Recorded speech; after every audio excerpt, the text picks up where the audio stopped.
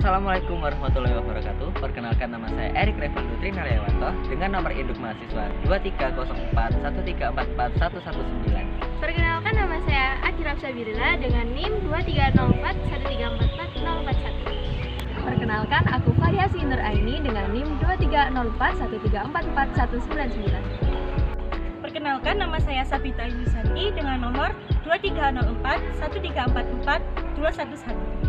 Saya Cirawai Nurmala, nomor NIM saya 230413442117. Halo, kami dari kelompok 3 akan menjelaskan tentang sejarah, fungsi, dan kedudukan bahasa Indonesia dalam berbangsa dan bernegara. Check it out! Sejarah bahasa Indonesia sendiri bukan dimulai dari momen Sumpah Pemuda, tetapi sudah dimulai sejak abad ke-7 silam. Pada awalnya, ketika Kerajaan Sriwijaya memperluas kekuasaannya di Asia Tenggara, bahasa Melayu kuno digunakan sebagai bahasa perantara antara kerajaan-kerajaan yang ada di Asia Tenggara. Baik, bahasa Melayu sendiri memiliki 3 fungsi loh. Yang pertama, yang kedua,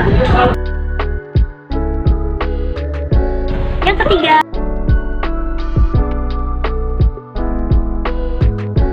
Kemudian perkembangan bahasa Melayu di Nusantara. Ini dia.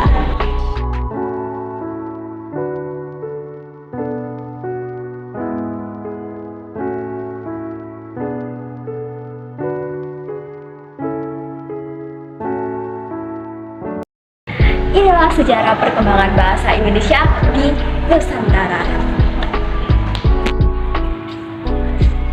Kedudukan bahasa Indonesia sebagai bahasa resmi kenegaraan diatur dalam Perpres RI nomor 63 tahun 2019. Pada pasal 1, di Indonesia dikenal dan dipakai 3 jenis bahasa, yaitu Indonesia, daerah, dan bahasa asing. Pada pasal 2, menjelaskan tentang penggunaan bahasa Indonesia yang baik dan benar.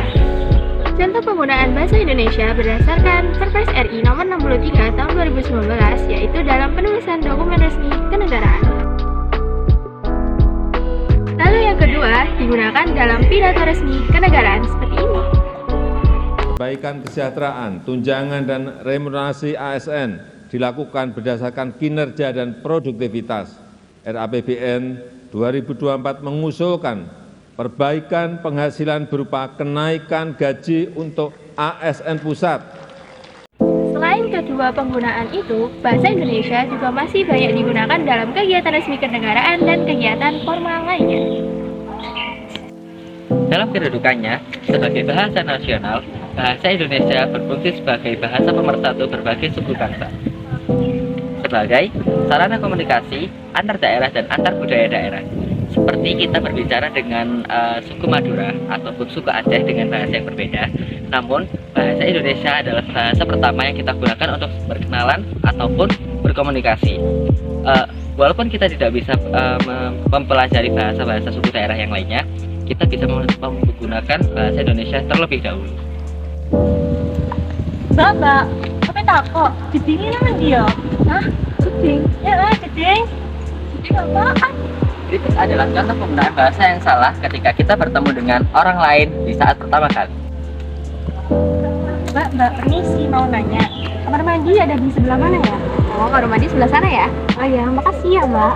Berikut ini adalah contoh penggunaan bahasa yang benar sebagai alat penghubung komunikasi setiap antar budaya. Itu tadi penjelasan tentang sejarah bahasa Indonesia dan contoh penerapan fungsi dalam berbangsa dan bernegara. Sekian dari kami. Wassalamualaikum warahmatullahi wabarakatuh.